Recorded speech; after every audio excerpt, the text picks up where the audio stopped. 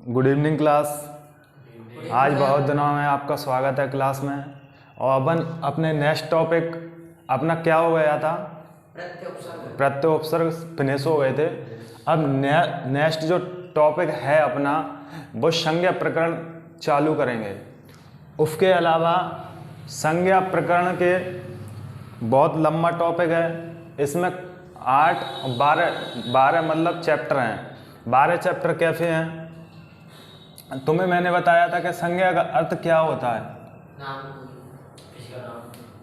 कोई भी वस्तु का नाम का बोध कराने वाली वो क्या कहलाती है? संज्ञा। लेकिन संज्ञा की अगर बात करें तो क्वेश्चन यहीं से बन जाता है कि संज्ञा कैसा शब्द है? संज्ञा विकारी शब्द है। विकारी, जो विकार के अनुसार ही इसमें परिवर्तन हो जाता है वो विकारी शब्द है। विकारी शब्द कितने होते हैं? मैंने आपको बताया था विकारी शब्द कितने होते हैं। तो विकारी शब्द के 4 रूप होते हैं। कितने? 4 प्रकार। एक तो खुद संज्ञा ही है, नंबर 1 संज्ञा, सर्वनाम, विशेषण और क्रिया। ये इनको विकारी कहा क्यों गया? क्या ऐसी विशेषता थी कि इनको विकारी कहा गया? क्योंकि इनमें लिंग, वचन, कारक, काल, वाच्य, पुरुष के अनुसार इनमें अगर परिवर्तन हो जाता है, इसलिए इनको विकारी कहा गया है। विकारी होता है और विकारक होता है। लेकिन अभी अपन इन्हीं की बात करेंगे, चारों को लेकर चलेंगे।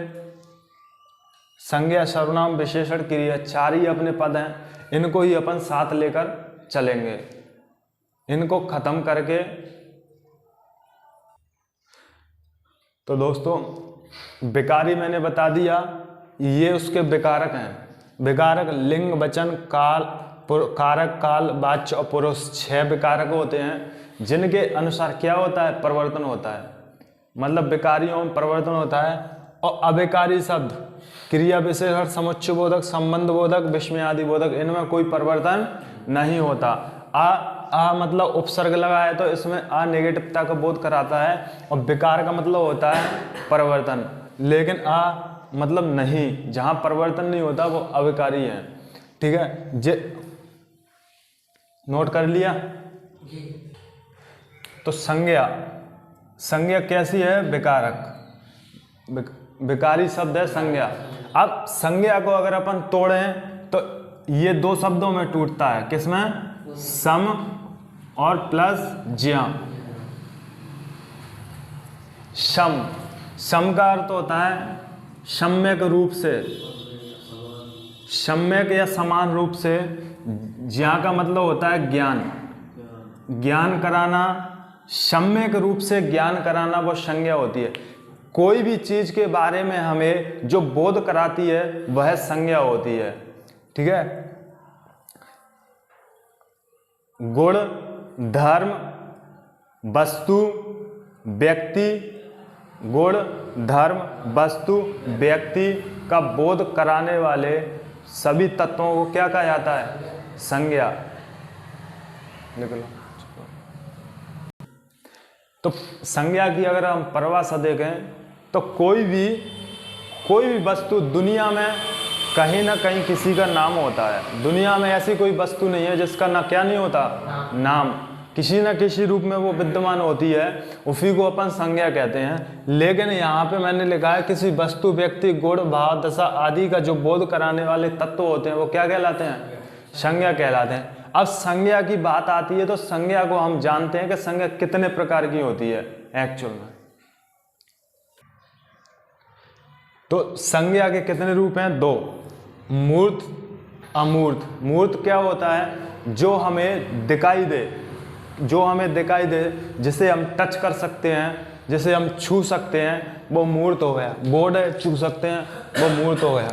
लेकिन अमूर्त क्या है? जिसे हम छू नहीं सकते। भाव क्या होते हैं?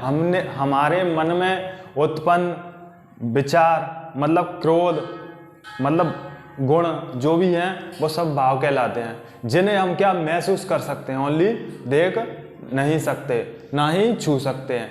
केवल महसूस कराने का जो बोध कराते हैं वो क्या कहलाते हैं? भाववाचक। अब मूर्त संज्ञा कौन कौन सी हैं आपसे पूछ लिया, तो व्यक्तिवाचक और जातिवाचक। जातिवाचक के ही दो रूप और हैं, समूहवाचक और द्रव्यवाचक। यदि आपसे आ जाता है कि संज्ञा कितने प्रकार की होती है, तो 3 ही लगाना है। अगर टोटल उसमें अगर ऑप्शन में 5 दिया तो 5 लगाना है, नहीं 3 ही लगाना है, क्योंकि 3 संज्ञा होती हैं।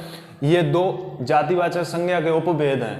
ठीक है, तो इतना आज तक के लिए सीमित है। ये आपका संज्ञा के बारे में विवरण हो गया, कैसे क्या है। कल से अपन इसके एग्जाम्पल अपन पढ़ेंगे और आगे विविध रूप से अपनी क्लास चलती रहेगी अब। और जीडी शायद है कि आ चुकी है, तो आप सभी विद्यार्थियों से अनुरोध है कि अच्छे से तैयारी करें और अपने जीवन को उज्ज्वल बनाएं, अपने भविष्य को उज्ज्वल बनाएं और आगे की ओर अग्रसर हों। और चैनल को लाइक शेयर कमेंट करें, कमेंट जरूर करें, क्योंकि हमें पता चलेगा इससे कि वीडियो हमारी ठीक ठाक लग रही है कि नहीं लग रही। Thank you.